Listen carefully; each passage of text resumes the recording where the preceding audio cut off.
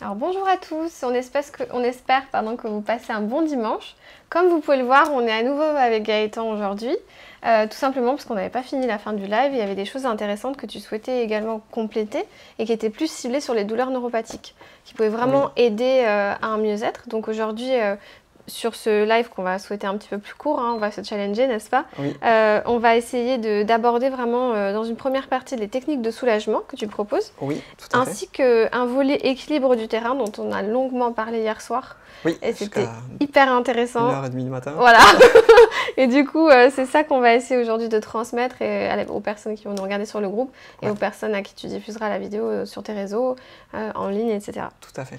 Et donc déjà, nous, on s'est retrouvés pour une deuxième fois pour que tu puisses me faire un soin en moxibution. Aussi. On a profité voilà, de ce moment que tu restes à la maison pour qu'on puisse justement échanger. C'était hyper intéressant. Et moi qui ne suis pas trop habituée à faire ce genre de choses, je trouve que vraiment, pour rassurer les personnes qui auront peut-être envie de te recevoir, que tu es vraiment très agréable et très bien élevé.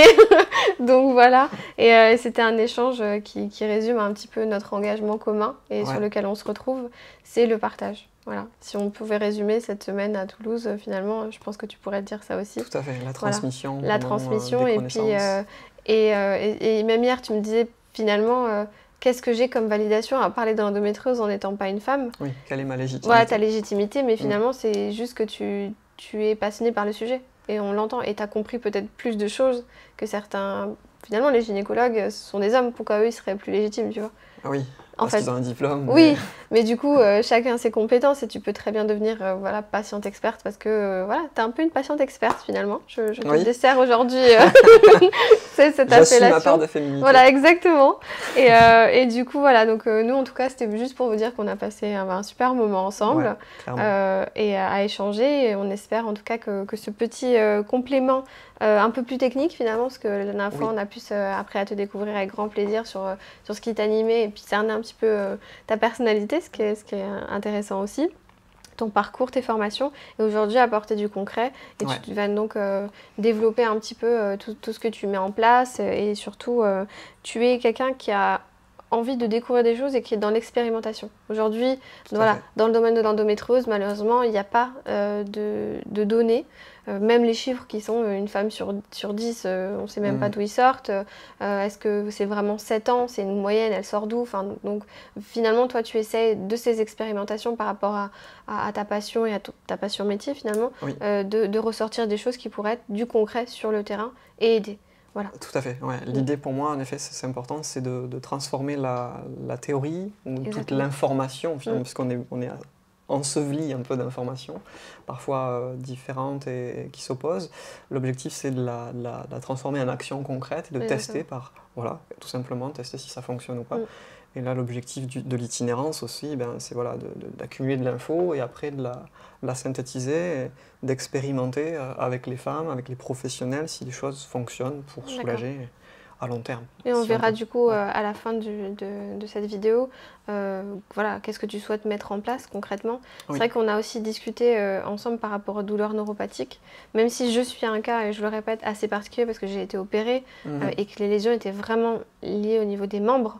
Donc c'était pas une conséquence, voilà, c'était vraiment une opération qui m'avait rendue comme ça, donc je pense être encore un cas un peu particulier par rapport... neuropathique post-opératoire. Voilà, donc vraiment chronique. Et tu as été, je trouvais, ouvert par rapport à justement au fait que c'est des cas assez particuliers et qu'il faut vraiment être dans l'écoute. Et par rapport à ce que tu nous as dit, de toute façon, ton accompagnement, c'est ce que tu proposes. Donc voilà, et ça, c'est ce qu'on disait la dernière fois, qui est important d'être répété. La patiente connaît son corps. Elle est capable de te dire, même si tu as aussi ta vision des choses et ton analyse, de te dire aussi des choses.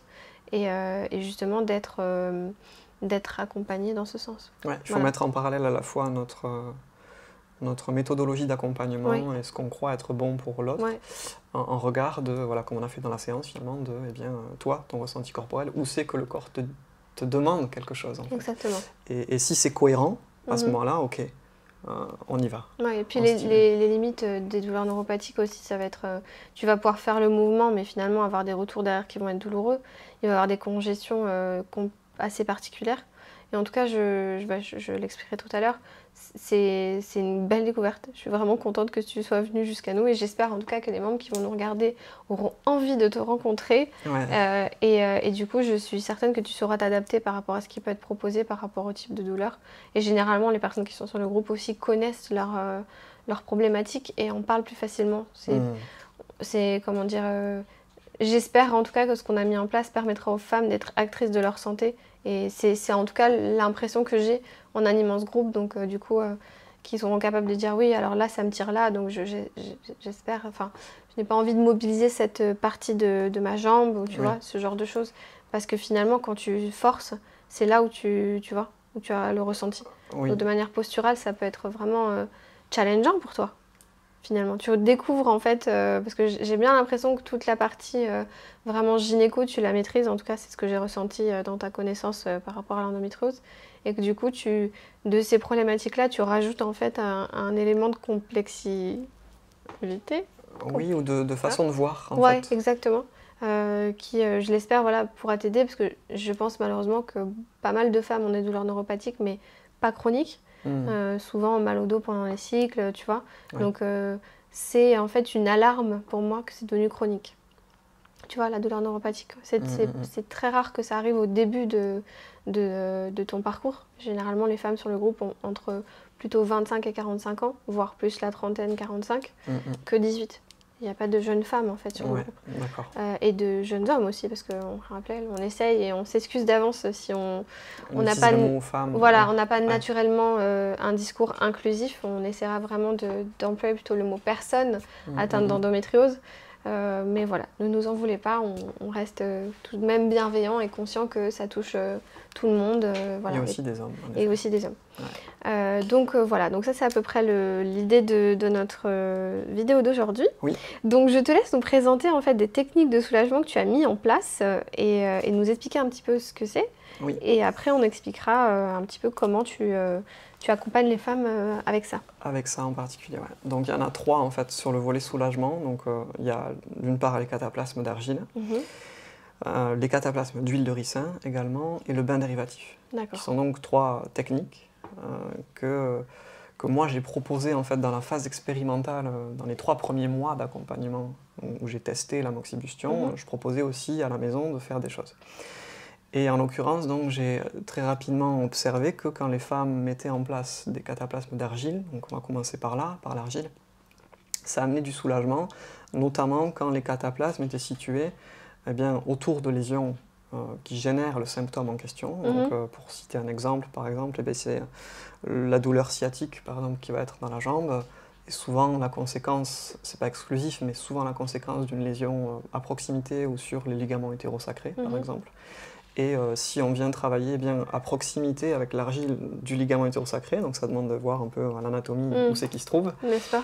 Et si on met un cataplasme au-dessus, littéralement, on va avoir du confort, on va avoir un soulagement quant à l'intensité de la douleur sciatique.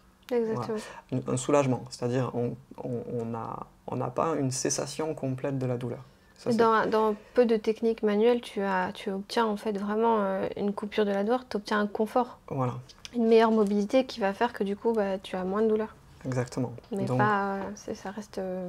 Donc l'idée, c'est forcément d'avoir une régularité, a priori, dans la pratique, pour avoir finalement une douleur qui est atténuée et que ça se maintienne dans le temps. Ou descendre par petits paliers, justement, éventuellement. Oui, alors notamment si c'est couplé à des séances de moxibustion. Là, pour le coup, je peux confirmer qu'en effet, on fait une séance de moxibustion, admettons, on diminue la douleur de 7 sur 10 à 6 sur 10, et l'argile va permettre de stabiliser ça dans le temps, parce que sinon, une séance de moxibustion, grosso modo, en moyenne, ça suffit à... la durée de soulagement va être à peu près d'1 semaine. D'accord. Au-delà, si on ne fait pas plus d'une séance, ça va remonter. Donc à ce moment-là, le cataplasme d'argile est très intéressant puisqu'il va permettre de pérenniser ça plusieurs semaines. D'accord. Et ensuite, donc, si on refait une deuxième séance de moxibustion, on va encore descendre d'un palier, peut-être à 5 sur 10, tu vois, comme ça. Et donc si on combine à la fois un accompagnement individualisé en séance au cabinet et des techniques à la maison, on arrive à avoir quelque chose de confort sur la durée. Ça, et donc, par rapport à l'approche, puisque moi c'est vraiment quelque chose ça qui m'intéresse, c'est surtout où appliquer le cataplasme d'argile. Parce que bien souvent on se dit c'est là où j'ai mal que je vais l'appliquer. Et en fin de compte, il faut avoir cette connaissance qui est relativement simple, puisqu'aujourd'hui c'est assez bien décrit, de où se trouve la lésion qui génère en général tel symptôme ou tel douleur. On l'a vu tout à l'heure quand on a fait la séance ensemble, que l'endroit où j'avais mal n'était pas l'endroit où il y avait vraiment le point. Oui, voilà. Ce qui génère la douleur n'est pas exactement. toujours le même endroit. L'origine en fait de la douleur n'est pas là où tu la sens. Et finalement, dans ces séances de moxibustion, quand tu appuies, c'est là où ça réveille. Je me dis, ah oui, finalement, c'est là. Et ça permet justement de cibler un soulagement. Tu vois. Oui, exactement. Et d'avoir un soulagement durable. Exactement. Pour le coup. Et du coup, comment tu le fais, ce cataplasme d'argile? Explique-nous un petit peu. Ouais, donc le cataplasme d'argile. Quel type d'argile aussi? Parce qu'il y en a plusieurs types. Il y en a plusieurs, en effet. Donc, déjà, sur le type d'argile, c'est de l'argile verte. D'accord. Et de l'argile, donc il y a deux types d'argile. Il y a l'argile dite surfine, qui est la forme poudre. D'accord. Et il y a l'argile concassée, sous forme de cailloux. D'accord. Donc, pour les cataplasmes d'argile, l'argile concassée est largement suffisante. Elle coûte moins cher et on peut faire plus de cataplasmes dans la durée. D'accord. Voilà. Oui, parce que c'est vendu en plus grosse quantité. Et c'est vendu en plus grosse quantité, voilà. Donc c'est parce qu'il y a un peu de sable encore dedans, alors que dans l'argile en poudre surfine, généralement, il n'y a plus de sable. D'accord. Voilà, donc c'est un travail d'extraction plus important. Là, en l'occurrence, il faut tout simplement verser, donc, généralement, une poignée ou 2 poignées d'argile selon la largeur de la zone d'application qu'on va avoir. Donc, 1 à 2 poignées dans un saladier. D'accord. On remplit d'eau jusqu'à effleurer à peu près la surface des cailloux d'argile. D'accord. Et on va attendre à peu près 1 heure. D'accord. Le temps que l'argile en fait pompe l'eau et que les cailloux se dissolvent. En fait, vraiment. Donc là, on touille ensuite et on va former une pâte. Tout simplement une pâte. Quelque chose d'assez liquide ou de plutôt quand même épais? Un peu plus consistant que liquide, parce que sinon ça va s'écouler. Et qu'il faut notamment, alors en effet, donc là je me base beaucoup sur les travaux de Jade Allègre, qui tient une association, je ne sais plus trop comment ça s'appelle, mais L'Homme et l'Argile, je crois, qui explique vraiment qu'il faut un minimum dans l'application d'argile de 1 cm d'épaisseur. D'accord, oui, c'est quand même assez épais. Oui. Ce qui est assez épais, et donc ce qui explique qu'il faut une argile qui soit suffisamment consistante pour pouvoir être Mais tu ne l'auras pas sur l'argile fine que tu te mets sur le visage, tu n'arriveras pas à faire de l'épaisseur comme ça. Alors on peut, mais il faut très bien doser l'eau en fait, vraiment. Et si tu en mets trop, il faut remettre de l'argile. Donc au début c'est un peu un yo-yo, on n'a pas trop les dosages, donc on joue un peu sur le... J'ai mis trop d'argile, je remets de l'eau, enfin voilà. Oui, clairement. C'est un peu un juste dosage à trouver les premiers temps, et après en général, pas de souci. Et ensuite, donc concrètement, pour l'application, on vient appliquer l'argile sur donc, la zone de la lésion qui génère le symptôme en question. Donc c'est pour ça que je vais te parler juste après d'un e-book notamment que j'ai écrit où j'ai listé les zones d'application. Oui, en lien avec les douleurs, parce que là c'était la question qui me venait. Comment tu sais que c'est cette zone-là? Parce que toi, ta douleur, tu la ressens différemment. Donc tu as un peu cartographié finalement les retours fréquents et de tes lectures sur j'ai mal là, donc du coup c'est là que je dois le mettre. Tout à fait. En l'occurrence, au tout début, je me suis beaucoup basé sur le livre qui a été écrit par le professeur Charles Chaperon et Yasmine Kando, donc les idées reçues sur l'endométriose. Et dans ce livre notamment, il y avait un chapitre en fait où ils expliquaient tel symptôme en général, la lésion est là.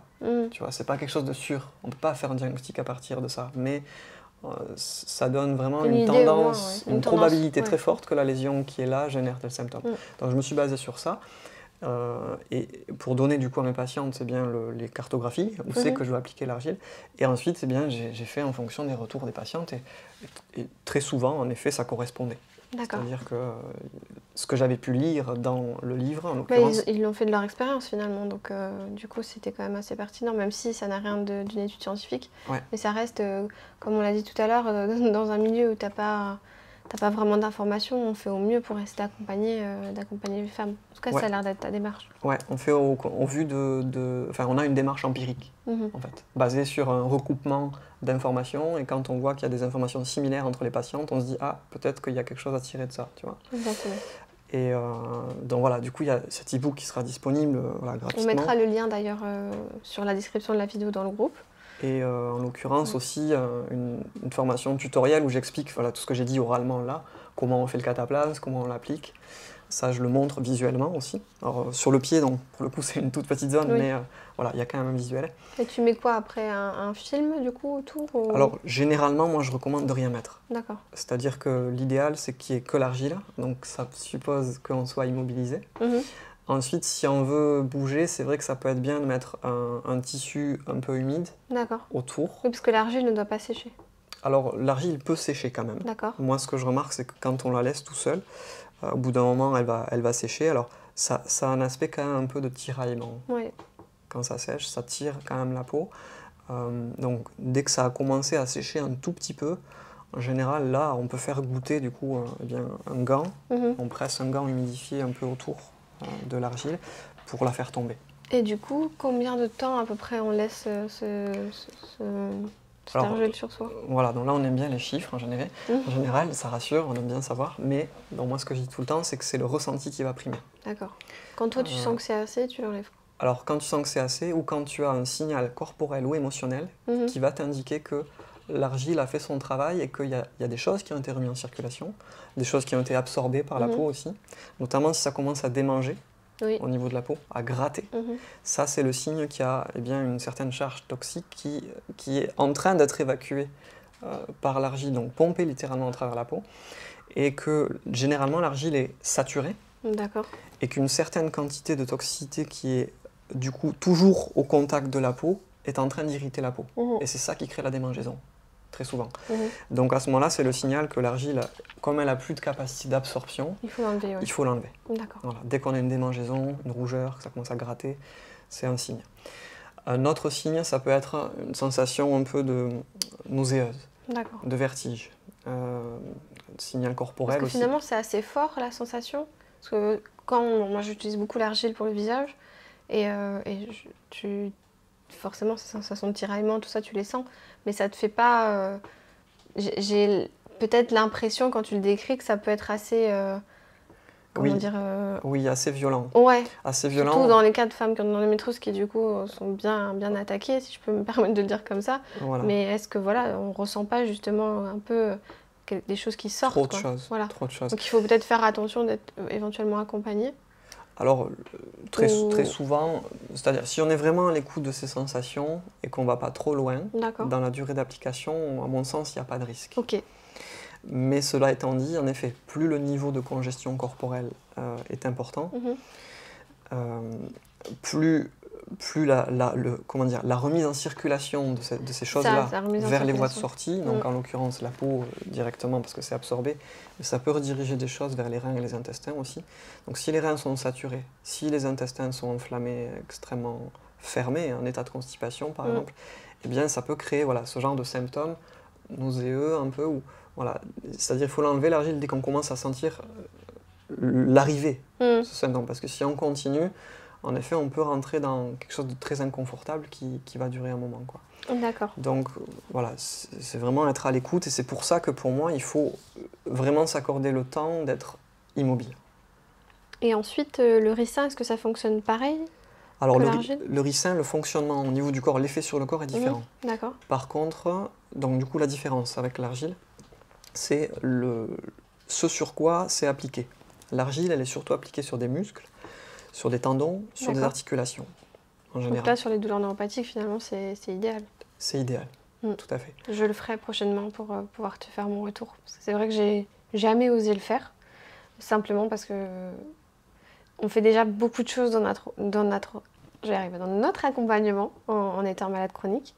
Et vu le niveau de douleur, j'avais l'impression que c'était accessible ou nécessaire que pour les femmes qui avaient des endométrioses assez légères. Et c'est un peu une idée reçue, hein, tu vois, on en a tous finalement.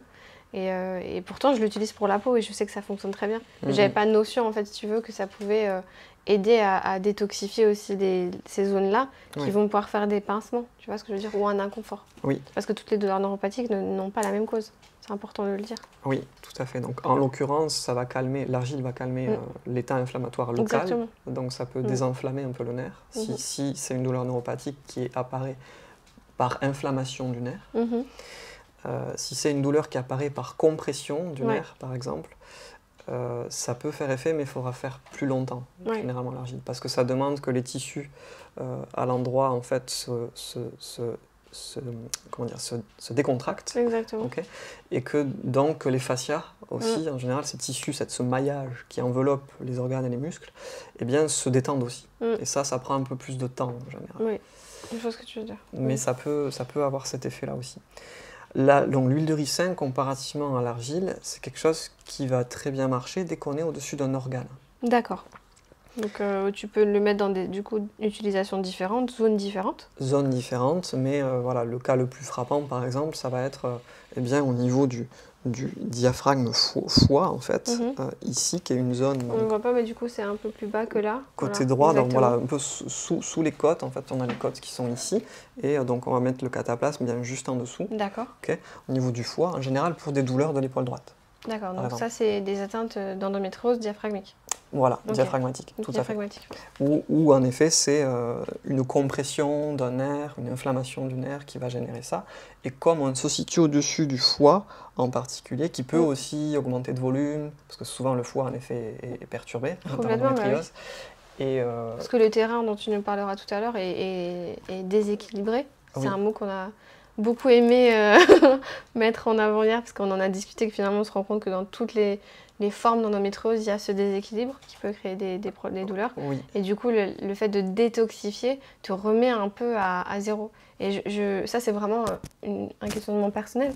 Mais pardon, par rapport à tout ce dont on a parlé hier, quand je te disais que la problématique de cette maladie, c'est les hormones, dans le sens où tu vas passer, on va dire, un petit peu après tes règles, il y a une période positive, et puis après tu vas faire comme ça et puis redescendre. Oui. J'ai l'impression que si on met ça en place justement après les règles ou avant les règles... Oui, avant. Voilà. C'est l'idéal. Et moi, j'essaierai, si tu veux, aussi après pour voir par rapport juste au confort comment ça s'appelle, parce que moi, je me mets plus dans le down après, tu vois. Donc, en fonction du ressenti de chacun, mais forcément, ça doit être mieux avant, parce que ça t'évite d'avoir mal, concrètement. Mais pour cette remise à zéro, tu vois, pour éviter, en fait, d'avoir ces montagnes russes, en fait. On avait d'ailleurs fait un article sur Instagram sur ça, émotionnel, en fait, et d'éviter, en fait, que ces toxines te fassent perdre en vitalité et en énergie, finalement. Donc, c'est pas une approche antidouleur, mais pour l'équilibre. Oui, tout à fait. Là, tu prends de l'avance du coup sur l'équilibrage du terrain, en fait, qui va amener des résultats plus à long terme. Et là, du coup, on est sur le volet soulagement. Ces techniques-là, en fait, amènent ça. Mais travaillent quand même sur le terrain, puisqu'elles participent à la décongestion, à l'élimination de la toxicité, qui est un des plans vraiment pour moi majeurs. Faire sortir la merde, entre guillemets. C'est ça. Je peux te dire que dans le cas de l'endométriose, des fois, tu as vraiment l'impression, surtout avant les opérations, que on t'est mangé de l'intérieur, en fait, tu vois. Donc, t'es comme attaqué. Et finalement, je pense que comme par des toxines, en fait. La même chose, moi, j'ai que son comparatif de l'argile, vraiment, le masque pour le visage. Mais je sais pas si tu t'en es déjà fait, du coup, sur le visage. Sur le visage, ouais, j'ai essayé. Ça, c'est juste génial. T'as l'impression de faire un start-over mais en plus du fait de lisser, c'est que, bon, voilà, toi, t'as pas de problème de peau, mais quand tu as de l'acné hormonal ou de l'endométriose qui suppose un peu un problème hormonal, ça fonctionne très bien aussi parce que tu as l'impression que ta peau se désépaissit. Tu vois, cet effet-là. Plus souple, exactement. Donc, j'imagine, si déjà tu le vis sur le visage alors que c'est pas non plus beaucoup, à l'intérieur avec tout ce qui se joue, ça peut être hyper intéressant. Voilà, après ça prend plus de temps sur d'autres zones parce qu'il y a beaucoup plus d'épaisseur, il y a beaucoup plus de couches à libérer en fait.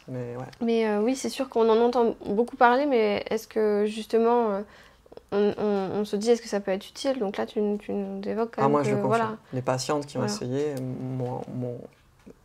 c'est pas du 100%, c'est évident parce qu'il y a des phénomènes qu'on ne maîtrise pas, qu'on ne comprend pas encore. Mais en tout cas, je dirais que dans 80% des cas, ça amène une diminution de l'intensité des douleurs. D'accord, donc on le redit, sur l'argile, c'est plutôt tout ce qui est articulation. Tendons, muscles, voilà. Les fascias aussi, éventuellement. Ça agit sur les fascias. Alors deux choses sur les fascias, ça permet de les détendre un peu déjà. Ce qui dans notre cas vraiment, à mon avis, fonctionne très bien et est vraiment une approche importante. Je pense ne pas oublier les fascias dans toutes les techniques qui sont proposées, dites alternatives douces, on va dire.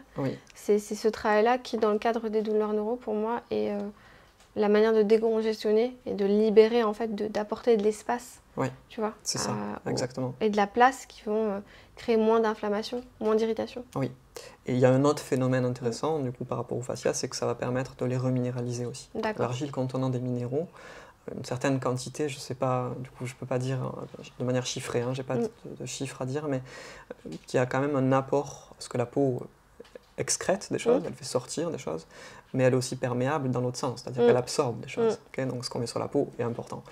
L'argile, du coup, a apporté des minéraux localement dans la zone qui vont servir en fait au fascia ensuite à se réhydrater. Et un tissu qui est hydraté, c'est un tissu qui est décontracté. Et tu le vois même pareil sur la peau, quand tu as la peau sèche, tu as la peau qui tire, ça te gêne, tu as envie de la gratter et tu es voilà, serré. Ça se rétracte, en fait. Voilà. Ça rétracte. Donc là, en plus, voilà, on reminéralise, donc le tissu étant réhydraté, ensuite, puisqu'il faut des minéraux pour que les tissus soient hydratés, et bien ensuite on a un tissu qui est plus souple.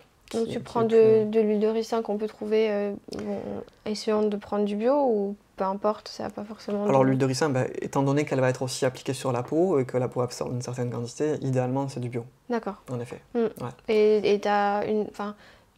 Est-ce que toutes les huiles de ricin se ressemblent en termes de texture ou t'en as une qui peut être peut-être un peu plus épaisse, donc de la même manière, mais vu que ça coule, il faut que tu sois dans un... Alors généralement c'est une huile qui est très visqueuse. D'accord, oui. Pour décupler son effet, on la chauffe un peu, donc on la fluidifie, on la met au bain-marie en fait. Donc, tout simplement on fait chauffer de l'eau dans une casserole jusqu'à ébullition, on sort ça du feu. Et dans un petit bol qui va rentrer dans notre grande casserole avec l'eau, on va mettre l'huile de ricin. Et on va laisser quelques minutes, le temps que l'huile se fluidifie, donc elle n'est pas chauffée directement. C'est une chauffe indirecte en fait, par accumulation de chaleur. Et ça va fluidifier l'huile. Ça va permettre que quand on l'applique déjà d'une, c'est confortable. Parce qu'en général, quand on applique quelque chose de chaud, c'est plus confortable que quelque chose de froid. Et puis l'huile de ricin, elle pègue un peu, donc même quand on met dans tes cheveux, tu sens que ça, quand elle est froide, ça s'accroche. Ça s'accroche, exactement. Donc là, c'est plus fluide, c'est un peu plus facile à étaler. Donc il y a deux méthodes. Soit c'est la méthode feignant. Je prends mon huile en fait avec les doigts et je masse, tout simplement. Et moi j'ai des patientes, je pense à Nina en particulier qui avait fait ça pour ses douleurs vraiment bas-ventre par exemple. Et bien elle fait en massage tout simplement l'huile de ricin et ça la calme très très vite. D'accord. Et après il y a la méthode plus pour avoir un effet à long terme et plus profond dans les tissus où là on va faire un vrai cataplasme. Donc ça va consister à donc le même procédé, je fais chauffer au bain-marie, tout ça. Et dans mon petit bol, eh bien, je vais malaxer un tissu, soit en coton, soit une gaze, par exemple. Je fais comme si je pétrissais une pâte. J'ai fait imprégner l'huile dans le tissu. Et ensuite, je sors mon tissu, je les sors un peu. Je vais le mettre sur la zone d'application, donc généralement au-dessus d'un organe plutôt, rein, foie, côlon, etc. Et ensuite, je vais mettre du cellophane par-dessus. Donc ça permet de protéger un peu et de faire en sorte que ça ne coule pas partout. Une serviette. Et si on veut décupler encore, on peut mettre une bouillotte par-dessus. Voilà. Et là, on a toutes les couches du cataplasme, si tu veux, qui fait qu'on va rester en moyenne 20-30 minutes avec cette application.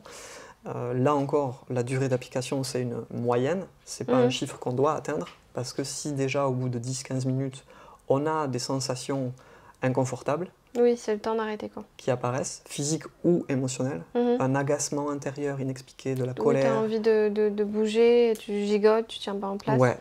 Et surtout s'il n'y a pas de raison manifeste d'événement dans la journée qui fait que vous auriez pu avoir cette émotion. Là, ça s'explique uniquement parce que, enfin uniquement, en partie, pardon, il n'y a pas de certitude absolue, parce qu'on a remis des choses en circulation, les toxines sont en train de se balader et d'aller vers les portes de sortie, et ça irrite, ça peut irriter. Et cette irritation, généralement, a des conséquences au niveau émotionnel. D'accord. Et du coup, ce qu'on se disait tout à l'heure, et on mettra le lien donc, dans le descriptif de la vidéo, tu t'es embêté à faire une jolie formation qui est gratuite. Donc ça, c'est vraiment... C'est une toute petite formation, en effet. Oui, c'est un mais tutoriel. En fait. Voilà, des tutoriels, c'est quand même du contenu, c'est quand même des techniques, parce que forcément, tu vas nous l'expliquer. Ça va me paraître logique, parce que moi, je pratique déjà ce type de choses. Mais des femmes qui démarrent dans leur prise en charge, voilà, au moins, elles auront ce retour-là. Tout à fait. Et puis, l'idée de faire des choses qui... Aussi, c'est un moment de soin pour toi. Voilà. Oui, c'est un temps. Tu peux, voilà, du temps pour toi, c'est-à-dire pendant que tu fais ton masque à la... Enfin, pardon. pas ton masque à l'argile, mais ton, comment dire, comment tu dis pour l'argile? Le cataplasme. Le cataplasme, pardon, je ne trouvais plus le terme, ton cataplasme. Tu peux aussi en profiter pour en mettre Faire sur ton visage. Sur le visage, bien sûr. Moi, je le mets au visage et je monte sur les cheveux, parce que quand tu as les cheveux un peu gras, c'est génial aussi, ça fait très bien le taf. Faut pas en mettre dans les longueurs, hein. Juste tu mets, tu vois, sur les raies et puis sur ton visage.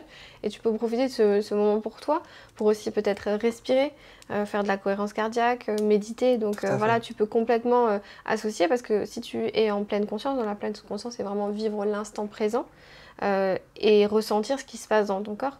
Je trouve ça hyper satisfaisant, hyper intéressant, et du coup, tu as l'impression vraiment de te faire du bien à toi. Oui, c'est ça, et on se réapproprie, je crois, enfin voilà, moi je peux pas le dire parce que je le vis pas, je suis pas une femme atteinte d'endométriose, mais on se réapproprie aussi le corps plaisir. Exactement.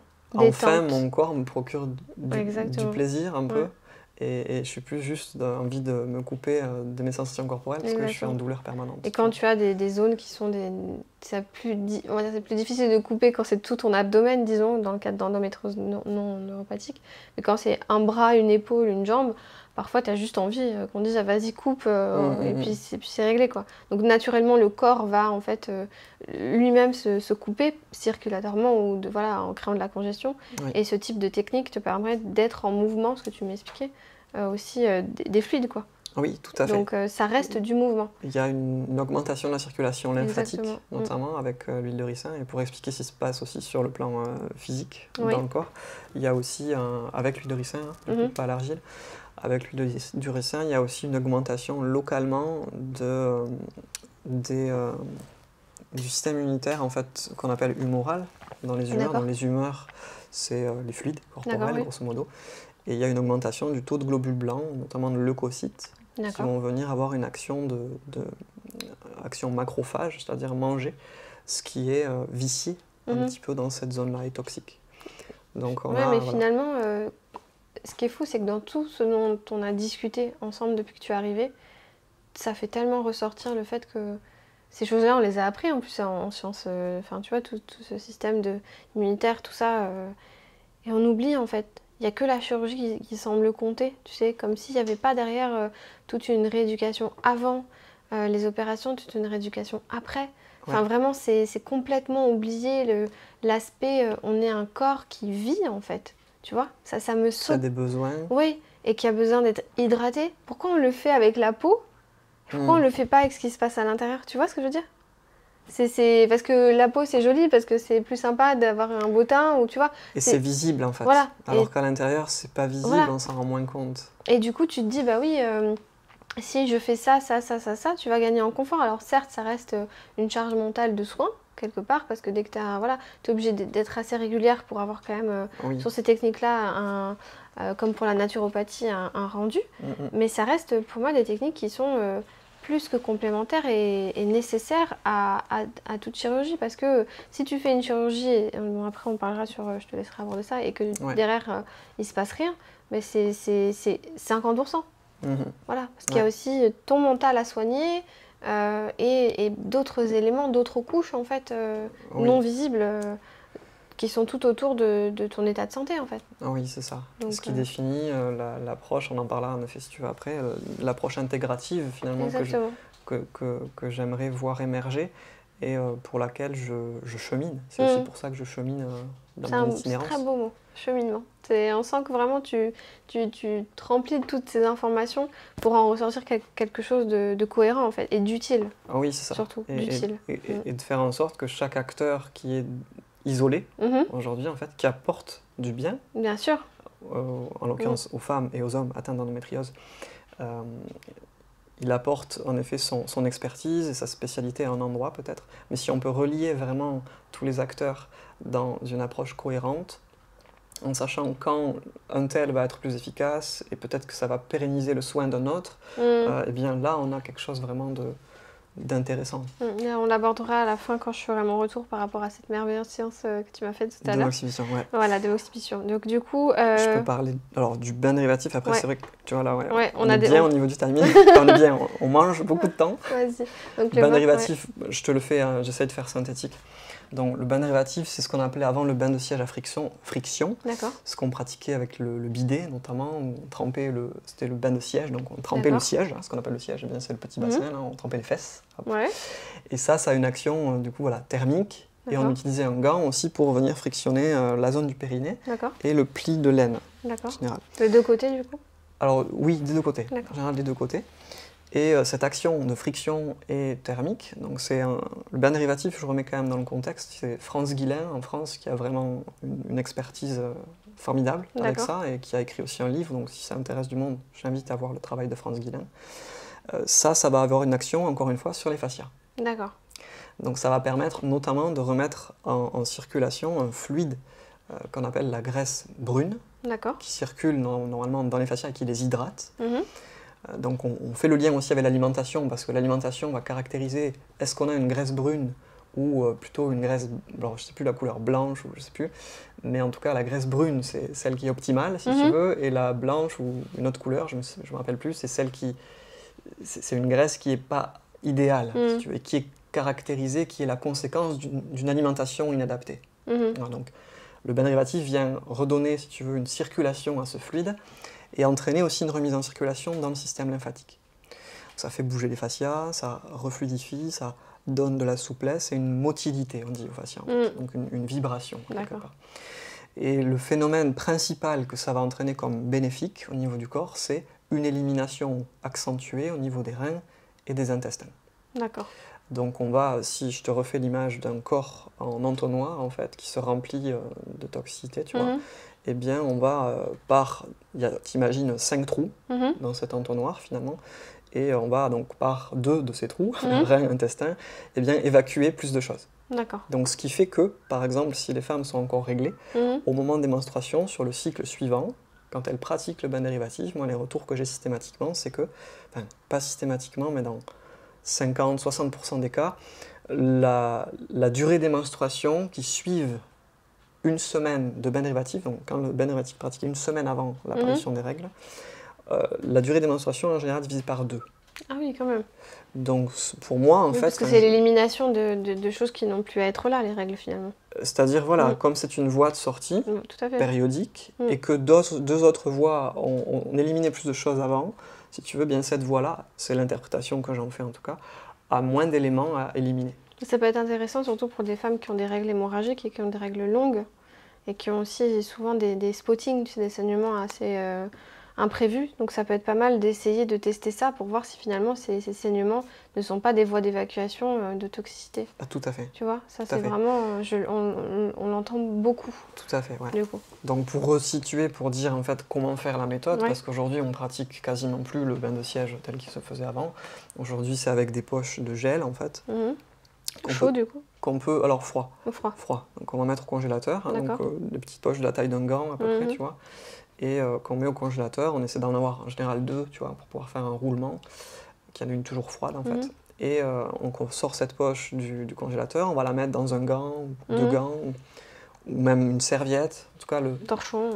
Il faut qu'il y ait de l'épaisseur, si tu veux, entre la poche et la zone d'application. Puisqu'après, on va s'asseoir dessus.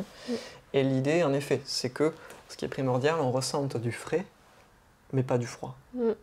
Et ça, c'est toute la nuance au début. Mais en fait, est-ce que je fais bien ma pratique? Bien, tu fais bien ta pratique si tu sens qu'il y a quelque chose qui est un peu frais, que tu sens sous toi. Mais s'il y a du froid et que tu sens une contraction qui s'installe, une rigidité, c'est que c'est trop froid. Et c'est donc important, ça, de le dire, parce que c'est ce qui va caractériser si le bain dérivatif est adapté ou pas. Et c'est valable avec toutes les thérapies ou toutes les pratiques, quelles qu'elles soient. Tu veux dire qu'il y a des personnes où, en fait, c'est pas du tout confortable pour eux? Oui, parce que c'est mal pratiqué. D'accord. Le plus souvent. Voilà. Après, il peut vraiment y avoir, en l'occurrence, quand même, j'alerte sur le fait que s'il y a eu des opérations récentes, donc chirurgie récente, s'il y a eu des ablations, enfin, voilà, ce genre de choses, il faut, je crois que la moyenne, c'est au moins attendre 3 mois. D'accord. Après une opération, avant tu peux y aller, quoi. Avant, on peut faire, par contre. D'accord. Et du coup, la même chose pour l'argile et pour le ricin? Alors, c'est-à-dire, je serais quand même précautionneux, en effet. La durée est peut-être moins importante parce que l'action est peut-être moins forte sur l'argile, en particulier, que le bain dérivatif, notamment au niveau des fascias. D'accord. L'argile fait vraiment, le bain dérivatif, pardon, fait vraiment beaucoup bouger les fascias. Donc si on a quelque chose qui a été lésé à un endroit dans le corps et qu'on vient appliquer du froid ici et que ça bouge des choses, ça peut vraiment faire bouger les fascias, retarder la cicatrisation. Oui, c'est ça en fait, parce que même surtout dans les opérations neuro, on te dit que les 6 premiers mois, voilà, tu fais pas de sport, tu fais pas de rééducation parce qu'il faut laisser à ton corps le mouvement qui est bon pour lui en fait. Oui. Donc ça c'est important et c'est pas du tout la même prise en charge, c'est pas du tout les mêmes post-op que des chirurgies d'endométriose plus basique. Je mets des grosses guillemets. Hein. Mais voilà. La durée, notamment, exactement. De récupération. Et par exemple, tu vas avoir entre les 2 aux 5 premières années, moi je suis à ma 2e année bientôt, vraiment autant de up and down, mais tu sens que ça se rééquilibre quand même. Alors qu'avant, tu avais un super mieux et puis d'un coup, tu étais au bout du rouleau. Donc voilà, c'est ce temps-là de récupération. Et c'est ce qu'on s'expliquait en discutant tout ce moment ensemble. C'est finalement, on ne dit pas à notre corps de prendre le temps. Aujourd'hui, tu te fais opérer, les chirurgiens sont overbookés, c'est à la chaîne. On te dit au bout de 15 jours, tu reprendras ta vie comme avant. Alors que c'est pas grave que ça soit pas le cas, parce que c'est normal, parce qu'on t'a ouvert, on a enlevé des choses, on a gratté. Imagine si toi, par exemple, tu te fais une énorme plaie, si on peut le comparer comme ça, qu'on te coupe le bras, tu auras des points. Et ces points-là, tu verras que la cicatrice change et évolue. Moi, j'en ai une là que tu vois, elle a été faite récemment. Elle sera rose et puis après elle deviendra blanche et c'est la même chose à l'intérieur. Ça suit un processus exactement. De réparation. Et je pense que même la visualisation de ce processus de réparation est important pour comprendre que ton corps fait de son mieux, quoi. Même si tu peux lui donner des petits coups de pouce, mais être bienveillant dans ce sens-là en disant si tu la voyais, la cicatrice, et si tu vois, parce que moi j'ai les photos de mon opération, donc j'ai conscience de ce qui s'est fait à l'intérieur et en train de me dire c'est normal que j'ai mal parce que là c'était costaud, quoi. Ouais. Et ça permet vraiment de s'apporter aussi des énergies positives, des idées positives voilà. Et de ne pas lutter contre « Ah mince, 15 jours après ma chirurgie, j'ai encore mal, et le chirurgien il m'a dit ça, etc. » Il faut prendre de la mesure. Aussi, exactement. Enfin, Et chacune, il y en a qui vont être super au bout de 15 jours, d'autres 3 semaines. C'est aussi... Mais pas donner de faux espoirs. Voilà, exactement. D'être objectif, pour moi, on en parlera tout à l'heure. Donc voilà. Donc du coup, sur l'autre partie, pardon, Gaëtan, tu voulais ajouter quelque chose ? Alors sur le bain dérivatif, peut-être ajouter, par rapport aussi, si jamais on a un pacemaker, par exemple, c'est contre-indiqué. Ouais. Pour parler un peu des contre-indications. Et après, vraiment être à l'écoute des ressentis et en termes de durée. D'accord. Pareil, du coup, c'est comme l'argile, comme l'huile de ricin, c'est les ressentis qui vont guider. D'accord. Et en particulier sur le bain dérivatif, c'est notamment le fait d'avoir envie d'aller uriner ou d'avoir envie d'aller à la selle qui va indiquer souvent que le bain dérivatif a fait son effet en fait. D'accord. Et là, on va éliminer et on repratique que le lendemain, par exemple. D'accord. Donc tu peux le faire plusieurs jours d'affilée. Comment tu... Oui, tout à fait. Ça, parmi les pratiques dont je viens de citer, argile, ricin, bain dérivatif, c'est une des pratiques qu'on peut faire vraiment tous les jours, comme une hygiène de vie, le plus souvent. D'accord. Ouais. Je te remercie pour toutes ces infos. Du coup, pendant ton itinérance, ce que tu nous disais finalement, c'est que toi, tu souhaitais transmettre ces techniques, justement en faisant une formation gratuite, accessible, pour les personnes qui ont envie de suivre cette formation, mais aussi pendant l'itinérance, de montrer aux personnes et aux femmes atteintes, aux hommes atteints, également aux aidants, comment aider par exemple sa compagne qui est complètement au bout du rouleau, en pleine crise. Parfois on n'arrive même pas soi-même à se lever pour préparer justement l'argile, avec ce que tu nous expliquais la technique, donc expliquer aussi aux personnes qui accompagnent les femmes et les hommes atteints d'endométriose comment aider. Et finalement l'aidant qui va participer à ça, c'est aussi des moments d'intimité.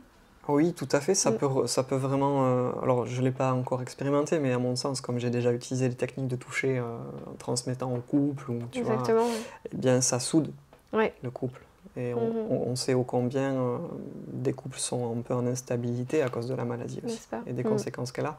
Donc, ça peut vraiment contribuer aussi à relier les deux, l'homme et la femme, ou les deux hommes ou les deux femmes, et participer vraiment à consolider quelque chose dans la relation.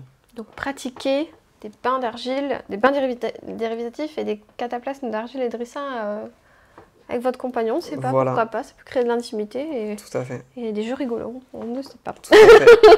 Tout voilà. à fait. Donc du coup, on mettra vraiment le lien de la formation et puis moi, je pense que clairement, je vais me lancer. J'avais un peu d'appréhension, voilà, parce que j'avais lu beaucoup de choses sur voilà. Ça peut être violent. Ouais, exactement. Et je pense que j'étais un peu restée sur cette appréhension. Ouais. Du coup, toutes ces techniques-là, comme on se disait tout à l'heure en préparant cette vidéo, rentrent dans une nécessité d'équilibre du terrain que tu axes sur 5 plans que tu vas nous expliquer du coup. Ouais, tout à fait. Donc en fait, la première étape pour moi, par rapport à la démarche d'accompagnement, un petit peu si je devais lister une structure, donc il y a déjà d'une part le fait d'écouter. La femme ou l'homme atteint d'endométriose, elle a besoin d'être entendue.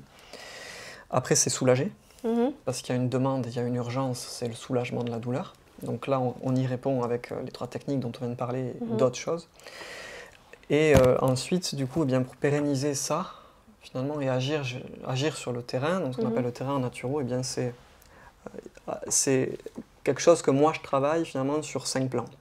Le premier plan qui est le plan de l'alimentation, où on répond avec ça en fait à un besoin essentiellement cellulaire, d'avoir des nutriments, des macronutriments, pour que les cellules puissent à la fois se réparer, se développer, si elles ont besoin de se développer, et produire de l'énergie. Parce que se nourrir finalement, ça revient à donner de l'essence à la machine en fait. Du combustible aux cellules pour qu'elles se réparent, pour qu'elles produisent de l'énergie et qu'elles se développent. Il ne s'agit pas toujours que de plaisir gustatif et de gourmandise. Oui, si on en revient aux fondamentaux, vraiment le besoin, à quel besoin on répond. Bon, un besoin gustatif, oui, de stimulation sensorielle, ok, mais aussi corporellement de pouvoir produire de l'énergie et de vivre aussi. Bien sûr. Pouvoir bouger, et d'être en penser, forme. Voilà. Et on sait que peut-être l'endométriose, du fait de ce système inflammatoire, peut aussi prendre pas mal d'énergie. Donc l'alimentation est une alimentation qui va être, rétablir l'équilibre a encore plus de sens quand on a une maladie chronique. Oui. Du coup, je pense. Tout à fait. Tout à fait. Donc là, l'objectif, sachant qu'il faut garder à l'esprit que ça va être conditionné beaucoup par l'état intestinal, c'est-à-dire que même si on apporte une alimentation de bonne qualité, si on a un système intestinal qui est déséquilibré, donc que la flore est déséquilibrée, qu'il y a une inflammation, qu'il y a de la perméabilité, à ce moment-là, tout ce qu'on apporte, même si c'est bon, il y a seulement une petite partie qui va être utilisée par les cellules. Au moment, parce qu'il y a aussi le bon moment d'avoir une alimentation qui est adaptée à ce dont tu as besoin à cet instant-là. C'est pas parce que par exemple il y a des fruits et des légumes qui sont très bons pour la santé, mais par exemple moi j'arrive pas à les manger parce que j'ai pas l'intestin ou ce qui permet de digérer, ou le côlon plutôt assez solide pour ça. Oui. Donc faut aussi prendre conscience de son corps et de ses propres limites. Tout à fait. Et Tout à fait. Donc faire de l'adapté. Exactement. Faire de l'alimentation adaptée. Donc ensuite tu nous as parlé du mouvement qui dans notre cas est très important. Oui. En l'occurrence, le mouvement, donc, sachant que je classifie un peu en 2 types, donc le mouvement que j'appelle passif, où c'est quelqu'un qui va en fait pratiquer sur vous, soit un massage, soit une thérapie manuelle, un peu de fascia, un peu d'étirement, quelque chose de doux, pour entraîner vraiment une décontraction des fascias, faire circuler le sang, la lymphe dans certaines zones du corps, et entraîner du mouvement, même si la personne, en l'occurrence, est épuisée et n'est pas en mesure de bouger. Exactement. Ou alors, si elle est trop douloureuse, elle n'est pas en mesure de bouger. Oui, parce qu'on a l'impression que le mouvement, dans le consensus, c'est vraiment quelque chose qui doit être fort, qui doit être marqué, alors que juste, des techniques comme tu m'as fait tout à l'heure, où vraiment tu as pris mon dos et tu faisais des choses comme ça, là, j'ai l'impression, moi, de faire une randonnée, tellement les cellules de mon corps étaient là. Oh mon Dieu, qu'est-ce que c'est trop bien, ça bouge, on veut du mouvement, ça dansait. Et ça, c'était juste toi qui faisais ça derrière, quoi. Ah oui. Donc c'est incroyable comment juste ça, quand ton corps est congestionné et quand tu as ce besoin-là, il est réceptionné. Parce que justement, il y a un soin qui est adapté. Oui, et qui répond à un besoin corporel. Exactement. La vie est mouvement, et notre corps... doit être en mouvement. C'est un peu un impératif, mais c'est réel. Doit être en mouvement. Si on est trop statique, si on est trop immobile longtemps, il y a tellement de systèmes corporels qui en pâtissent, en fait, que Et on le voit avec le confinement, en fait. Mais clairement, avec les on a confinements tous eu multiples qu'on a vraiment vécu. des retours de douleur du fait de ne pas pouvoir bouger parce que nos habitudes de mouvement ont été complètement changées. Ouais. Et du coup, forcément, les contraintes de sortie faisaient que tu sortais pas au moment où toi, tu étais capable de sortir parce que peut-être qu'il y a des femmes qui, à 20h, avaient plus envie de sortir parce qu'elles en étaient plus capables. Donc ça a vraiment été un défi sur ce point. En tout cas, c'est vrai que, bon, c'est très compétent sur le sujet et même on va essayer de ne pas trop développer du fait d'essayer de faire court, mais de préciser que justement tu as un programme d'accompagnement sur 1 mois par rapport à ces terrains et que du coup tu pourras développer, tu as développé d'ailleurs dans ce programme plus de détails. C'est-à-dire en fait grosso modo, j'ai en fait fait une formation par système corporel. Voilà. Donc chaque formation, grosso modo, contient un programme d'accompagnement sur 4 semaines, à peu près 1 mois du coup. Et l'idée pour moi, donc, c'est de tester, parce que j'ai expérimenté ça avec 4 patientes avant de partir. D'accord. Mais comme toutes les formations n'étaient pas prêtes avant, j'ai pas pu faire avec plus de monde. Et là, en l'occurrence, l'objectif, c'est que dans l'itinérance, chaque personne que je vais rencontrer, je puisse faire du coup des séances de moxibustion, en effet, mais que je transmette aussi quelque chose que les personnes puissent mettre en place après mon passage. Et en l'occurrence, donc, je travaille avec un questionnaire assez long, de 14 pages, où, si tu veux, les réponses à toutes ces questions-là vont me donner une idée approximative des systèmes corporels qui sont les plus déséquilibrés. Et en fonction, du coup, donner une espèce de programme sur 1 mois, 2 mois, 3 mois, en fonction de ce que la personne a besoin. Et ce que je souhaiterais, en effet, c'est des personnes qui sont prêtes à essayer ces programmes pour voir si vraiment ça leur apporte du soulagement durable sur le long terme. Donc là, c'est un appel, profitez-en. Je fais un peu ta pub, mais toujours, tu l'as bien, tu es d'ailleurs rentré dans le groupe la semaine dernière, mais même si pour le moment, il est en demi-action parce que je suis en train d'archiver, mais vraiment de profiter. Nous, on recommande, clairement, moi, je ne gagne rien et toi non plus, parce que tout le contenu est gratuit, mais vraiment, tu as à cœur et ça, je pense que ça s'est vu aussi dans la précédente vidéo et que j'espère que ça se voit à travers l'écran. Vraiment, ça se sent un investissement pour créer quelque chose de concret. Et l'investissement pour créer quelque chose de concret doit être essayé. C'est ça, parce que je prétends pas que ça fonctionne absolument. Exactement, et adapter, ajuster. J'ai besoin des retours pour mettre les choses en forme et rectifier ce qui ne marche pas. Et en tout cas, profitez-en parce que ce programme d'accompagnement sur 1 mois rentre en fait dans la séance de moxibustion. Ouais, c'est-à-dire je veux vraiment que ce soit des personnes que j'ai rencontrées. Exactement, donc c'est pas possible d'être fait différemment. Ouais, à distance. Mais comme on a mis le lien de ton itinérance, et on le remettra dans la vidéo. Pour celles qui sont feignantes et qui n'ont pas envie de retrouver la autre vidéo, il y aura toutes les infos et donc ton parcours. Et donc en fait, tu as souhaité être accessible aux personnes qui n'avaient pas forcément les moyens de payer une séance pleine. Donc la participation est libre. Ça peut être une participation par l'hébergement, par un repas, par aux personnes de choisir ou les deux, comme on a fait nous. Tout à fait. Donc mais et qui rentre en fait dans une prise en charge et d'un accompagnement global. Donc par rapport à ces terrains que tu développes plus. Et ensuite tu as 3 autres terrains. Est-ce que tu peux nous en parler un peu plus Oui, en effet, il y a l'alimentation, le mouvement qui sont donc deux des premiers plans sur lesquels je travaille pour équilibrer le terrain. Et les 3 autres, en effet, donc c'est l'élimination de toxicité, dont fait partie les techniques de soulagement dont on a parlé au début. Exactement. Qui sont réutilisées après de manière plus ciblée. D'accord. Le renforcement, c'est quelque chose qui mettra plus de temps en fait à apparaître, mais grosso modo l'idée c'est de faire appel à un processus corporel d'adaptation au stress. D'accord. C'est un peu l'idée par exemple quand j'utilise un cône de moxibustion directement sur la peau, je te l'ai fait à un moment donné dans la séance. C'est un stimulus qui est un peu différent en général et qui va entraîner une brûlure contrôlée au niveau de la peau, donc c'est pas une grosse brûlure, c'est juste une micro-brûlure. Pas du tout senti. Cela étant dit, c'est un stress pour le corps. Et ce stress-là va entraîner un processus d'adaptation donc qui va renforcer notamment le système immunitaire. Et pour que le corps soit à même de mieux supporter un autre stress après. L'idée dans ce volet de renforcement, du coup, c'est faire appel à... la mémoire du corps. Oui, d'une part, et faire appel vraiment à cette intelligence corporelle qu'il y a. Ce qui fait qu'on est des êtres vivants, c'est qu'on est des êtres adaptatifs, qui nous adaptons à notre environnement pour pouvoir survivre. Et donc faire appel à des techniques respiratoires, à de l'exposition à la chaleur, surtout pour les femmes atteintes d'endométriose, puisque le froid, hormis le bain dérivatif, le froid reste quand même quelque chose qui demande trop d'énergie. Et qui contracte beaucoup. Et pour les douleurs neuro, je sais que c'est tellement douloureux finalement, je vois pas comment, et gênant, que la chaleur apporte beaucoup plus de confort et de moelleux que le froid. En tout cas, moi, je ne fais jamais le froid parce que justement...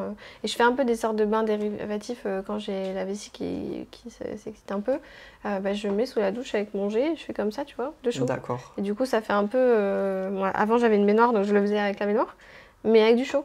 Et en fait, ça détend vraiment la vessie quand tu sens que vraiment elle est un peu suractive, en fait, tu vois, que tu as envie d'aller aux toilettes, mais il se passe rien, par exemple. Ça arrive souvent. Ouais, quelques gouttes. Voilà, et que tu es obligé de pousser vraiment, parce que malgré les opérations, ça c'est des choses qui restent, parce que le nerf a été opéré, l'urètre, ou enfin, t'as compris, quelque chose, un des deux.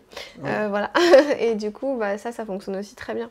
Donc, et chacune, en fait, développera un peu ses techniques, quoi. Tu vois, fera un peu son programme. Oui, voilà. Pour moi, l'idée, c'est qu'il y ait du test, et sachant qu'il n'y a pas de prise de risque en général. Oui, bien sûr. Parce qu'il ne faut pas faire n'importe quoi non plus. Hein. C'est des choses, tu es toujours dans ta zone de confort, mais tu adaptes des choses qui sont... Et c'est pour ça que je veux que ce soit des personnes que j'ai rencontrées, pour qu'il y ait quand même un lien. C'est-à-dire que les personnes que j'ai rencontrées, que je vais rencontrer, pourront m'appeler, on pourra échanger par mail, je veux qu'il y ait un suivi pour que j'ai un regard sur ce qui se fait quand même. Et que ce soit pas dans le vent derrière, la personne teste tout et moi je sais pas ce qui se passe et elle prend peut-être des risques parfois, donc c'est important. Donc c'est important d'être bien accompagné. Et après le dernier plan c'est le repos, puisque c'est un des plans qui est le plus carencé aujourd'hui pour tout le monde. Oui, clairement. Et donc j'ai fait une petite formation audio où j'explique ce que c'est le repos, et notamment le repos alterné que tu pratiques beaucoup je crois avec les siestes. Oui. Moi je pense que j'ai pas du tout cette problématique de repos, et parfois peut-être un peu trop parce que je vois bien que j'ai besoin de cette zone de confort.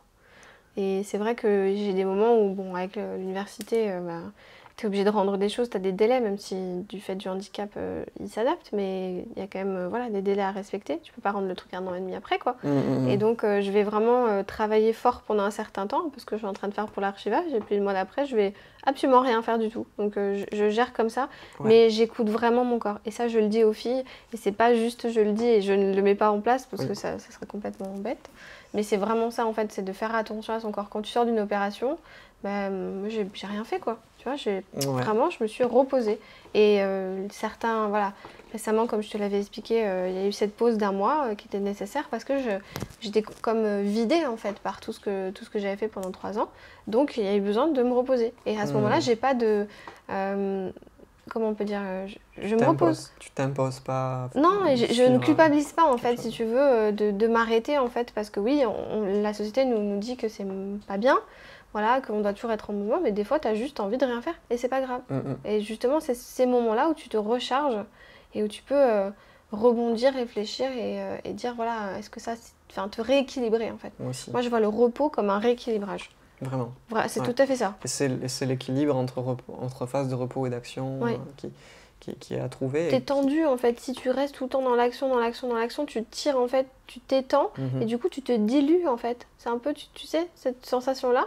Et quand tu te reposes, du coup, tout se recontracte et tu te recentres. En fait, j'utilise beaucoup de visualisation comme ça, parce que c'est un peu comme mon corps, tu vois, avec les récents événements. J'ai l'impression qu'on m'avait étiré, quoi. Tu vois, qu'on avait...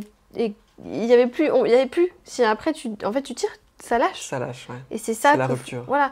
Cette rupture-là, je pense que vu mon caractère, je ne pourrais pas arriver là parce que justement, je fais trop attention en me disant c'est trop. La santé mentale, elle est trop importante. Et la santé physique, parce que les deux sont complètement liés. Donc le repos te permet vraiment de lâcher cette main qui te tient et de repartir dans ce truc-là, de te recentrer. De réaccumuler, en fait. Voilà. C'est vrai que je le vois beaucoup comme une jauge d'énergie, en fait, tu vois, dans les jeux vidéo, finalement, t'as la jauge d'énergie, et puis le repos, forcément, ça remplit, quoi. Exactement.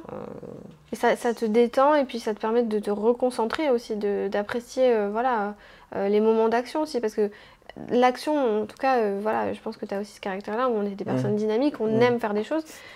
presque hyperactive, oui, un petit peu, hein, quand même. Donc voilà, mais tu vois, quand je vais avoir fini mon petit rangement, là après je vais me stopper et puis je passerai à l'étape d'après, tu vois. C'est pour ça que j'ai réouvert le groupe en plusieurs temps. Voilà. Et que si par exemple j'avais estimé qu'après ce repos, l'objectif n'avait plus de sens, j'aurais complètement fermé, et tu vois. Donc c'était ça aussi ce qui était au départ quand j'ai décidé de l'archiver. C'était vraiment parce que dans ma tête, il n'y avait plus rien à faire de ça, tu vois, parce que c'était arrivé au bout.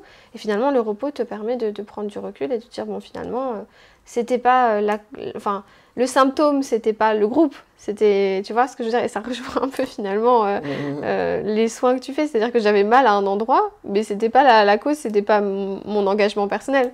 Oui. C'était d'autres choses. Donc tu vois, et c'est dans toutes les phases de repos, tu te recentres et tu intériorises, tu comprends en fait. Oui, c'est ça, on intègre vraiment ce qu'on a vécu.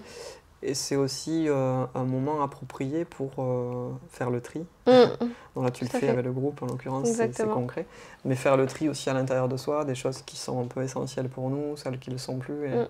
Exactement. C'est un peu comme finalement, t'as cheminé pour gravir la montagne, tu vois, et puis là, tu trouves un peu à la croisée de chemin. Soit je pars par là, soit je pars par là. C'est ça, puis tu choisis pas rapidement lequel, en fait, tu te prends le temps de te poser. Puis de ressentir, comment je me sens. Est-ce que je me sens capable de grimper? Parce que là-bas, tu as un 2000 mètres, là, tu as un 1500 mètres. Est-ce que, voilà, quel chemin vaut le détour? Quel est le chemin plus approprié pour moi, en fait. Oui, exactement. Et voilà, il y a un peu ça aussi, c'est vrai, pour donner des images. Oui, c'est ça, parce que ça, je le fais souvent, mais en tout cas, c'est la manière d'expliquer aussi les ressentis. Donc, je te remercie beaucoup, Gaëtan, en tout cas, pour toutes ces informations qui seront précieuses. Je pense qu'on a vraiment largement dépassé, comme d'habitude. Mais en tout cas, on a fait moins d'1 heure, donc c'est peut-être au pile poil, voilà, ça restera acceptable, on va dire. Donc, moi, je mettrai toutes les informations disponibles sur le groupe pour que les filles puissent retrouver les vidéos. Oui, voilà. Et le contenu gratuit. En tout cas, moi, je te remercie vraiment sincèrement d'avoir pris le temps. Que je sois ton cobaye, parce que moi ça m'a fait beaucoup de bien, et du coup je l'expliquerai plutôt dans la deuxième vidéo si ça te va, pour que ça soit vraiment dans le parcours, et je trouve vraiment que ton approche en tout cas est hyper pertinente, donc j'ai hâte en fait que tu puisses rencontrer les femmes du groupe dans ton itinérance, pour que tu puisses aussi nous faire un retour sur l'aspect douleur neuropathique qui sera une branche complémentaire de ton accompagnement. Probablement, voilà, spécifique de l'endométriose. Oui, parce qu'encore une fois, on redit que ça ne règle pas les douleurs, ça ne les soigne pas, mais ça apporte un confort qui peut être associé en fait aux symptômes, aux conséquences de cette congestion et de ces problématiques nerveuses. Tout à fait. On participe à quelque chose, mais en effet, on n'est pas sur de la guérison, c'est clair. Exactement. Merci beaucoup Gaëtan, je te dis à très bientôt pour la prochaine vidéo qu'on va tourner. Merci à vous d'avoir regardé ce live, et puis comme d'habitude, des petits commentaires, et puis comme ça on aime bien avoir vos retours, et puis si vous avez vos questions, vous les poserez, parce que là on n'était pas en direct, sur le groupe, et du coup Gaëtan, comme maintenant... En commentaire, du coup je pourrais répondre en commentaire. Et puis je pense que tu es disponible pour s'il y a des questions, et on laissera tes coordonnées pour les personnes qui ont envie de te rencontrer, de prendre rendez-vous avec toi. Tout à fait, voilà. Sachant que là, en itinérance, forcément, il y aura un temps de réponse qui peut être un peu long, des fois. Mais voilà, je répondrai quand même. D'accord, mais merci beaucoup à tous d'avoir regardé ce live, et encore merci Gaëtan. Merci à bientôt. À toi.